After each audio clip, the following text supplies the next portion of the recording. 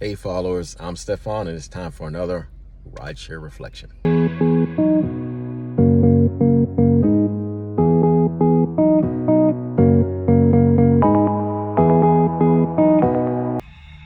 Hey guys, I got a real quick story for you today, but it's no less interesting and it's no less funny, believe me. And then after that, I'm going to debunk a myth for you guys that people hold about Uber and Lyft drivers, rideshare drivers. Okay, so I'm not really sure if I'm going to keep on telling you guys what the name of the story is or describe it, because sometimes that takes away from the actual story itself. However, when I post it, they make me give it a thumbnail. They make me give it a name, and that's why some of the names and thumbnails are a little bit, off target, just so I can keep that element of surprise going. So anyway, I got a call one day to pick up someone in Upper Northwest, right? So I pull up on the street, I get to the address. I've already been waiting 2 minutes.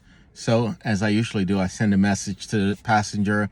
She sends a message back saying she'll be right out. So while I'm waiting, I see across the street, maybe forward a little bit and across the street, a man and a woman talking.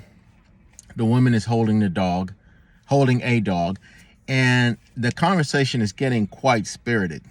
And I can tell that, they're upset, right? So things are not going well.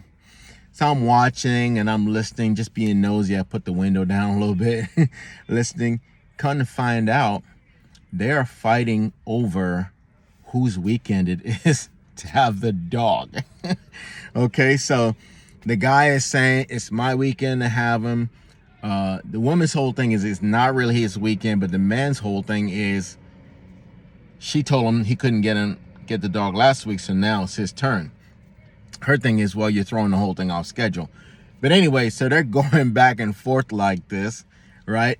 And the super funny thing is, when my passenger came out and got in the car, I just assumed, okay, I have to pull off and I'm not going to be able to watch this anymore. My passenger says, oh no, hold on, I'm going to watch this. So my passenger and I are both sitting in the car. I mean, if we would have had popcorn, we'd have broke it out. And we're watching this. We watched this thing for 10 to 15 minutes, real minutes. And at one point, I thought they were going to tear the dog in half. Let me tell you something, man. If I divorce somebody, and I have, there's no way I'm going to fight over custody of a dog. There's no way I'm going to fight over, who gets to see it when. I love the dog. I've had 3 main dogs in my life. The 2 that have passed, I love them. I was sad when they passed. I love the one I got now. But if I get divorced with somebody, I just got to say goodbye to that dog, give myself a little time, and then get a new dog. It's just not worth it to me. Maybe I might stop by every now and then to say hi to the dog, see him get excited, whatever. But I'm not going to get every other weekend custody and all that kind of, I mean, they treating the dog like a child. I know some people consider dogs their children, but they're not. They're just not. It's not the same thing. Okay. I've had dogs and I've had kids, and I can tell you it's not the same thing. Right. So that's the end of that story. We sat there, we watched the whole thing go down. We had fun, and we didn't pull off until it was over. And my passenger was perfectly okay with that. So that's that story, and that's the way that went down. And believe me, it was hilarious watching these 2 fools fight over this dog. So the next thing I'm going to do is debunk a myth that a lot of people hold about rideshare drivers and spread this, right? They propagate this. I don't want to call it a lie, but it certainly is not 100% accurate.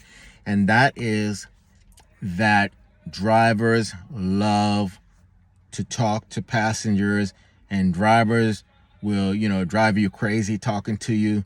And I even saw a sketch on Saturday Night Live about it. And just let me tell you this. We go through it too. I've had passengers try to talk a hole in my head. For every driver that talks too much, there are 3 passengers who talk too much. And remember this, you're dealing with the driver once, maybe twice a day. We're dealing with 10 to 15, maybe even 20 passengers a day. All right. So it's much, much worse on us. And, you know, when I tell people that, they always say, oh, so you're like a barber then? No, it's much worse than a barber because we're in an enclosed environment, so they don't have to worry about who's hearing it. And also, they know more than likely they're never going to see me again in their life. So they don't hesitate to bring out the gory details. I've had people tell me their entire life, from the day they were born till right now in the car. I've had people tell me their entire sex life. I've had people tell me every school they went to and what they're studying, what their career is going to be. I've had people complain to me about their significant other. I mean, the list goes on and on and on. One day I took a woman, she was elderly, I tried to give her a little slack, but we went to Fredericksburg, Virginia, which is an hour and a half south of DC. I don't think there was 10 minutes of quiet the whole time, the whole trip. And when I dropped her off, the sound of silence coming back never sounded so sweet. I mean, I usually listen to documentaries or other little things when I'm driving. I didn't put anything on. I just needed that silence. So just remember that. You know, we get talked to a lot too, and most of the times the people are the ones who initiate the conversation. Hey, listen, if I got a nice long ride with a passenger who doesn't want to talk to me, there's nothing better. There's nothing better than that. Okay? Sometimes I'll say, how you doing or whatever, just to see if they want to talk. That's a badge that I always get. You know, when you rate drivers, you give them badge. I always get the badge, great conversation. All right. So if you want to talk, I'll talk.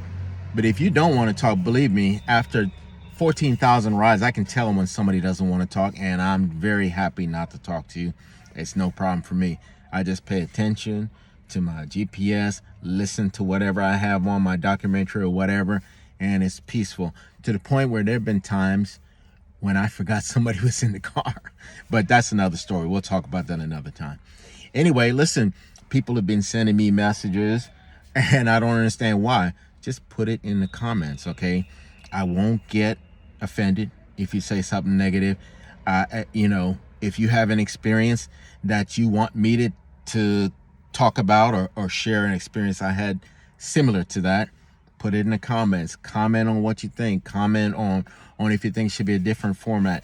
Comment. Somebody told me I need to be more upbeat when I'm telling the story, more lively. So this is my first attempt at that.